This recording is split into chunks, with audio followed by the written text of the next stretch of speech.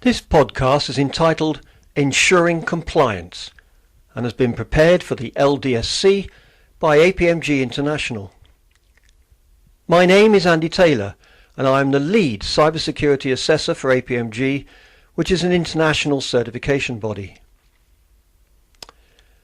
Standards and legislation have long been seen as a way of ensuring people and organisations reach and maintain a specified level in any chosen area, be that quality, engineering, security, safety, or any number of other areas in business.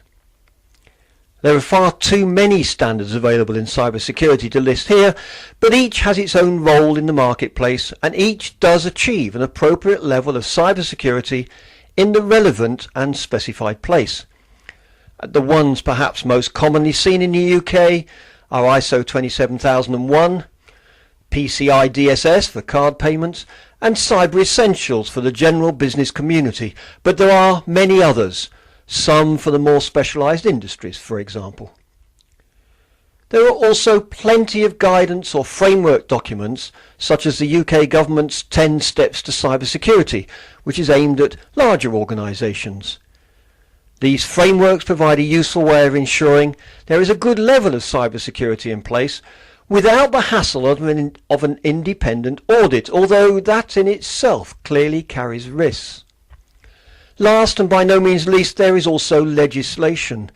The most notable legislation getting all the news lately is the General Data Protection Regulation, or GDPR, which will come into effect on the 25th of May 2018, and the associated UK's Data Protection Act, yet to clear Parliament, but likely to be in a similar time frame.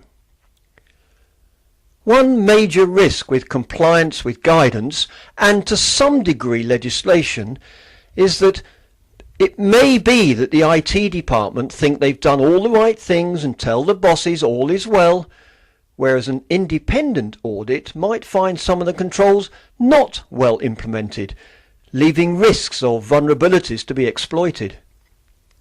In the case of guidance, that's just a pain and might lead to a successful attack.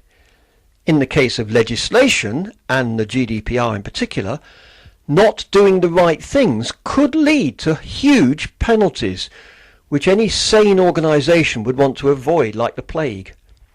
A maximum of up to 4% of gross annual worldwide turnover, that's not profit, or 20 million euros, whichever is the greater, may be theoretical, but I wouldn't want to test the ICO's resolve by trying them out. There has, however, always been a danger with compliance, that the view is taken within an organisation that once the box's been ticked, the standard's been met, and that's good enough, and it can then be forgotten about, at least until the next, usually painful audit.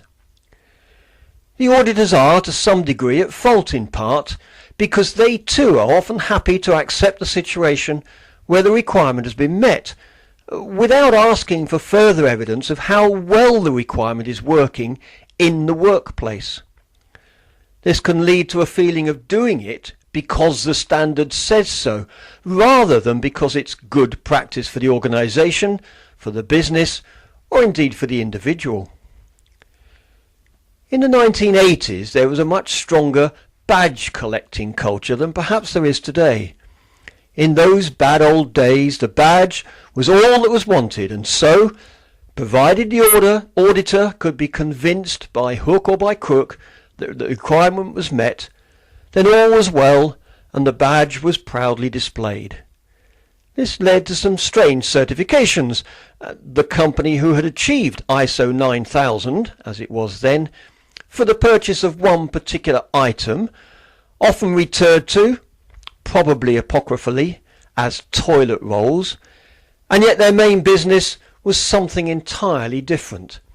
Still, they got the certification and were able to display their ISO 9000 certificate proudly and claim they were a quality organisation. Pleasingly, that situation is much less common today, although I'm sure it still happens at times. In cybersecurity, and in most other standards-based systems as well, it is simply not good enough to do very little between audits, thereby expecting the world, and the criminals in particular, not to attack because of a cyber certification held by the organisation, supposedly protecting it like a magic force field. Cyber certification is an excellent starting point and will be an essential part of developing the appropriate security culture within the organisation. Getting people to look at, read, and ultimately sing from the same hymn sheet is a crucial part of the security culture required in any organisation. Once the culture is starting to develop, then maintaining that certification is likely to become normal practice. People are aware of the risks and vulnerabilities and so will take appropriate actions to address them or mitigate them. This applies equally to the following of guidelines, the use of frameworks, and similar ways of ensuring standards. Providing the culture of the organisation considers cybersecurity in virtually everything they do, there is far less chance of a successful attack against them. But we cannot always rely on people to do the right things, though. Training them and making them aware of the policy in the organisation and trying to instill the security culture into them is all well and good, but they will still make mistakes, sometimes intentionally if they are so inclined. In the recent report from IBM and the Ponemon Institute on the costs of data breaches in 2017, they state that more than half of the breaches identified were caused either by insiders or internal system glitches. They also state that about 40% of the indirect cost of an incident, which is usually at least half of the total cost, whatever the cause of the incident, is in lost business, basically loss of customer loyalty. It's well known how difficult it is to gain new customers, and so the idea of losing them is clearly not a good one. All the marketers talk of retaining and maintaining the current customer base. Having to start again getting new customers is not a good prospect and is costly. It's therefore paramount that a security culture is embedded into an organisation so that the cybersecurity certification achieved, be it fairly simple like Cyber Essentials or more comprehensive like ISO 27001, is then maintained as normal practice. If it is a framework that's being used as the basis of the work, then again this needs to be embedded into the culture of the organisation from the very top of the shop to the lowliest workers. It is always the weakest link in the chain that breaks, and that could just as easily be a cleaner as a managing director. Although it must be said that there is quite a lot of evidence to show that senior staff are rather more likely to make mistakes by clicking on phishing emails, opening fraudulent documents sent to them, or something equally foolish than their staff are. The compliance approach, ensuring the standard framework or guidelines are being adhered to, helps to reduce that likelihood because it helps to build the security culture. It is essential that cybersecurity in an organisation is demonstrably driven from the very top, not least because the people at the top are perhaps at higher risk than the more lowly workers. There are greater benefits to the thieves. So in summary, use a framework, industry-specific guidelines or a recognised standard to check that what you are doing in cybersecurity is the right stuff. Cyber Essentials is achievable and a basic set of requirements any business or organisation can achieve, and that should be the start point. Check out the LDSC website to see how you can gain it for your company. Check regularly to ensure that you are not doing just the right things, are compliant in other words, but that you are doing them properly. That means they are working effectively, and then make sure that there's a culture of continuous improvement. This will help to raise the standards and so reduce the risk of a successful attack.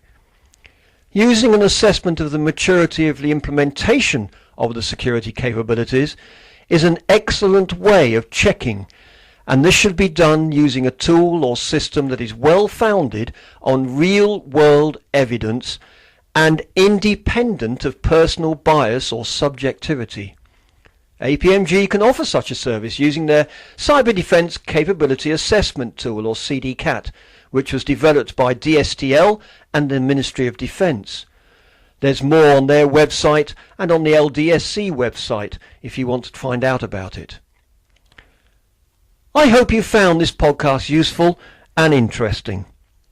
Should you have any feedback or questions, please feel free to ask either the LDSC or APMG, and we will be delighted to help you further.